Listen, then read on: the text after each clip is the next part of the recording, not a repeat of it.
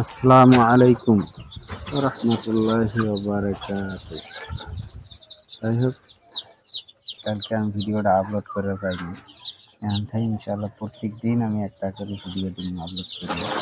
আপনারা সাথে থাকুন, ফলো করুন আমার চ্যানেলটাকে এবং লাইক শেয়ার করে দেন। দেখেন, কালকে আনার পরে অল্প আমি কি দিছিলাম, তো আদার দিছিলাম, মানে সিডি দেওয়ার সময় অত্যাচার নেত্রা হয়ে গেছে, ওষুধ এখন দিই।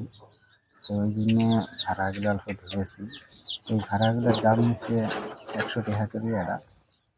তো ভাড়াগুলো ভালো করে ক্লিন করার পরে প্রত্যেক দিন চড়ার বাচ্চা কীভাবে ওষুধ দেওয়া লাগে, কীভাবে পালন করা লাগে, কীভাবে এক যত্ন করা লাগে, এই বিষয়ে আমি আপনাদেরকে ভিডিও দিয়ে থাকি ইনশাআল্লাহ।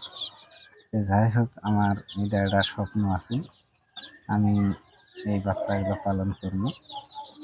এতদিন হয়তো কোনো সমস্যার কারণে আমি আনতে পারিনি। এখন ইনশাল্লাহ অল্প সমস্যার সমাধান হয়ে গেছে, এই জন্য নিয়ে আসলাম 200 বাচ্চা। এইখানে 200 বাচ্চা আছে।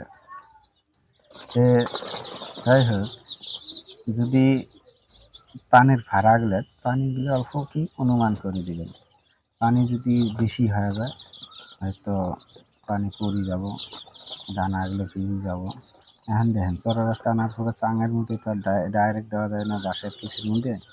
এই জন্য গ্যাজেট পেপারগুলো অল্প বেশি দিছি, যাতে করে দানা টানা দিলে না পড়ে যায় আর বাচ্চার পাও জিনতে না কী হয়ে যায়। আমি এই ওষুধটা আমি প্রথমে দিব। 1 লিটারের মধ্যে ধরে নেন 5 ml করে দেওয়া লাগে।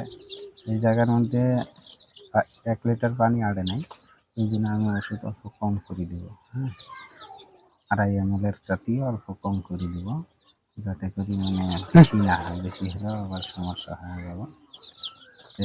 2.5 ml করে দিয়ে দেওয়ার পরে এই যে বাচ্চা যে আসতেছে পানি খাওয়ার জন্য, এই বাচ্চাগুলোকে এখন পানি খাওয়া দেওয়া যাবে না। এখন যদি পানি খাওয়া শেষ করে ওষুধ দেওয়ার পরে আমার ওষুধের পানিগুলো বেকার হয়ে যাবে।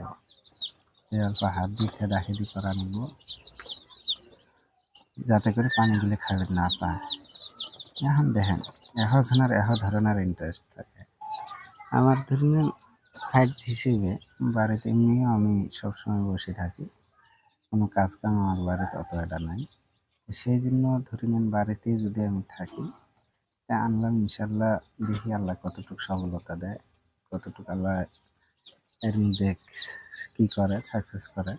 তো সবাই দোয়া করুন যাতে করে আল্লাহ তাআলা মানে সাকসেস করে এর মধ্যে।